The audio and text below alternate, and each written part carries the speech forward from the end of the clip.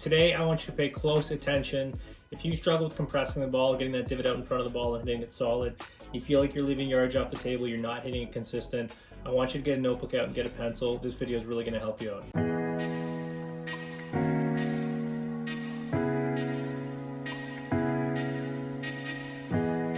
Let's talk about a very important concept, something that you're probably wondering. How can I compress the ball a little bit more? How can I hit it more solid? You know, it's a common problem that I see with most of the clients that I work with, all the way up to the professionals that I work with, all the way down to the beginners. Hitting the ball solid is half the battle, right? Obviously, the other half the battle is hitting it straight, but hitting it solid is definitely something that we all want more of, right? So if I'm, trying to think about the biomechanic toolkit that we can tap into, I always want to look, first off, looking at TrackMan. If you can get your low point control out in front of the golf ball with an iron, maybe 3 to 4 inches ahead of the golf ball with a 7-iron, then you're doing really well with that. Now, when we consider the biomechanics behind it, if you look at tour pros, they all do some similar common things with their lower body that you can start to emulate. So I'm just going to pull up some swings right here. First we're going to look at Jason Day right here. So, what I like about Jason Day's motion here, as he comes back, his knee starts to kick a little bit in, and then as he comes through, the knee is going to pop heavily to the left and start to hyperextend, right? So there's a lot of pressure into that lead side. So, Jason Day is one of those players that, always been notoriously a really great driver of the golf ball when he's healthy. And, that's something that you're going to see in so many different players. And if we move along here to the next player, we can look at Scotty Scheffler, the current #1 in the world. His knee kicks out a little bit in the backswing, almost gets pressure into the toes. And as he comes through, there's a rapid direction change in the knee. The knee pops to the left, and there's a lot of pressure on that lead side. You can actually see his spikes right there. Right, so we can look to another example here. Moving along to Tommy Fleetwood, again, the knee kind of kicks out, more pressure into the toes, and then almost feels like the heel's getting off the ground, and the left knee pops to the left. He's a little bit more on his back foot here, and again, it is a driver, but still, he'll get that pressure into the lead side, right? So, you're probably seeing a common thread here. Another one, Colin Morikawa here, pressure gets into the knee, so the knee pops out a little bit, and then the left knee, it kicks out to the left as he comes into back. It almost looks like here he's hyperextending, and pressure gets into the lead side. We'll look at one more example here, and Kurt Kitayama here. Again, the knee, you're going to see it kick out quite a bit. Almost kind of gets that Jack Nicklaus look to it. He's a little bit more flexed in the trail side, but definitely the left knee is mirroring that same thing. And then as he comes through, the left knee's very straight, a lot of pressure into the lead side again. So, the common thread that we're seeing here basically is that, what I see out of most amateurs is that they typically try and hit it off the back foot, and a lot of it is to do with just trying to help that ball up into the air, and feeling like you're going to hit it lower if you get more onto that lead side.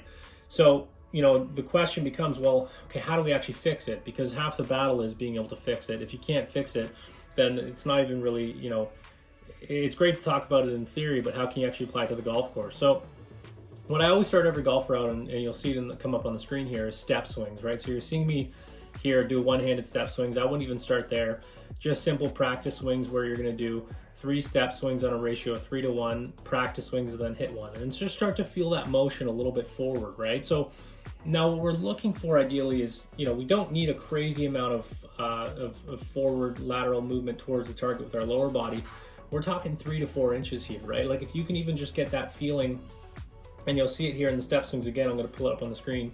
If I can just get that feeling in my takeaway that I'm going to actually start to step forward a little bit, then it becomes so much easier to get that weight transfer, right? So there's always a bit of a brain-body delay where, if we're thinking position systems in the swing, at P2 takeaway, if you can start to feel that little bit of a bump forward, and by P4 as you're coming to P5 into transition, the weight is naturally going to fall onto the lead side, okay? So take a look at your own swing, like film it from a face-on view here, you'll see right now. And if you can't see that into the lead side, that 3 to 4 inch movement where you're covering over the golf ball, Rory McIlroy, perfect example right here, then it's definitely something to work on, right? So this step swing is very common in the golf instruction community, comes from Dr. Kwan. And to me, I use it pretty much on a regular basis when I'm coaching. And it's really just to get golfers feeling like, okay, this is what the movement should feel like. Now I'll pull up another motion here, and this is a professional picture here, and you'll see that the lower body initiates the movement, right? So what most golfers do from the top is that they end up throwing their hands from the top and don't do any lower body shift. So if we just look at what the evidence tells us, I'm a firm believer that the lower body starts the downswing.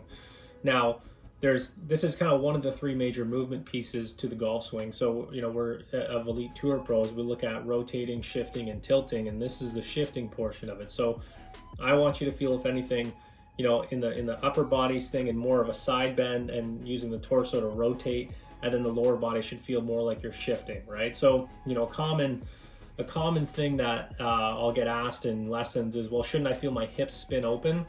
And I don't really like that a whole lot. I mean, it comes from the Ben Hogan School of Thought. It does work for some players, but I do find for most, when they try and work on intentionally trying to spin the hips open, it causes them to spin onto the back foot. If anything, I'd rather you feel that shift into the lower body and then let the torso do the opening.